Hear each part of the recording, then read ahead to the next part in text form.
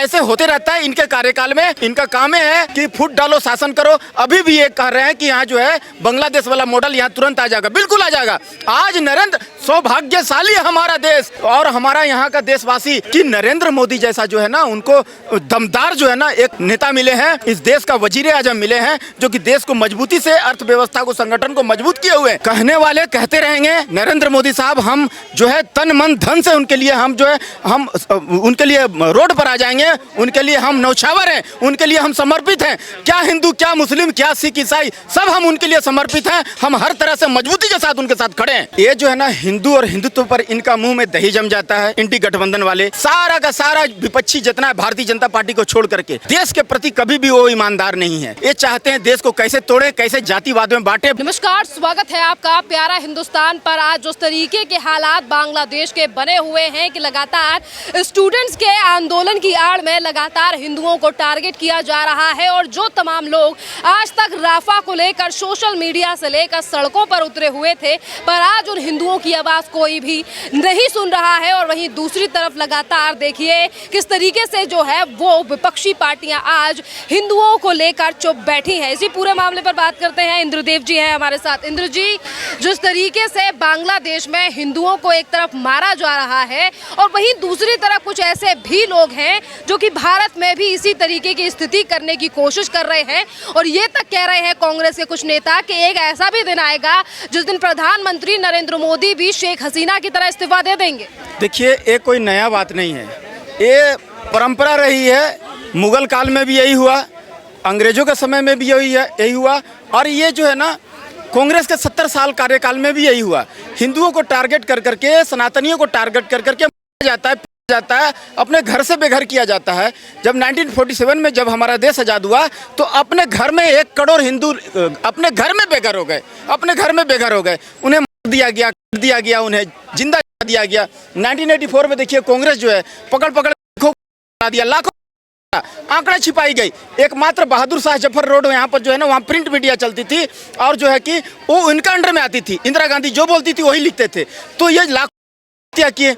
वाहेगुरु वाहेगुरु हमारे करते हुए हमारे पूर्वज मरे थे। 40 साल हो गया, आज तक न्याय नहीं मिला।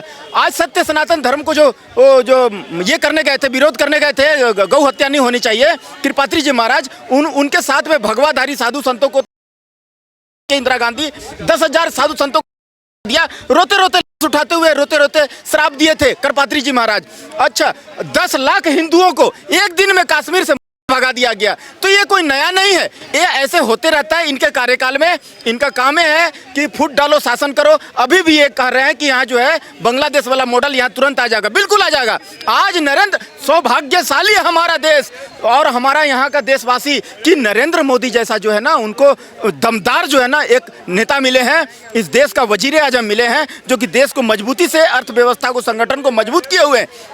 आज देखिए श्रीलंका भीख मांग रहा है, पाकिस्तान भीख मांग रहा है, बांग्लादेश भीख मांग रहा है, जितना अगल बगल पड़ोसी सब भीख मांग रहा है, सब हाथ में कटोरा लेके खड़े हैं। अर्थव्यवस्था चौपट हो गया।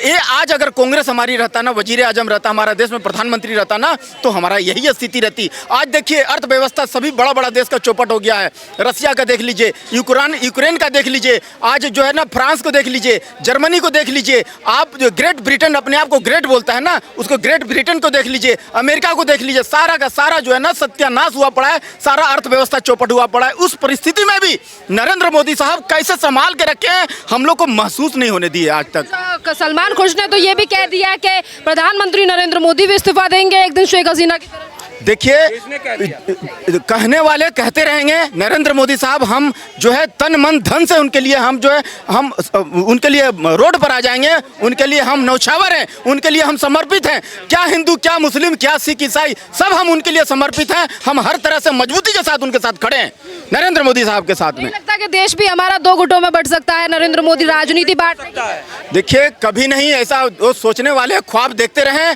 तोड़ने वाले सोचते रहें कि हमारा भारत देश जो है ना कभी टूट नहीं सकता है। आज जो है ना नरेंद्र मोदी की सरकार है, नरेंद्र मोदी साहब कूटनीति से काम लेते हैं। विदेश में देखिए उनका डंका बज रहा है, बोलबाला बज रहा है। सभी को चाहिए नरेंद्र मोदी साहब। अरे इनका पेट में दर्द इसलिए हो गया कि देश को टुकड़े नहीं करने सक रहे हैं। देश में ऐसा ऐसा तेजाब डाल दिए हैं पेड़ के जड़ में कि तेजाब पेड़ के अंदर, जड़ के अंदर से ना कनगोजर, सांप, तेलचट्टा, बिच्छू, कनखजूरा, एक से एक जहरीला जो है ना, वो जो भेड़िया वो निकल रहे हैं, जहरीले जो है ना, जहर निकल रहे हैं, ये देश का गद्दार निकल रहा है बिल बिला करके।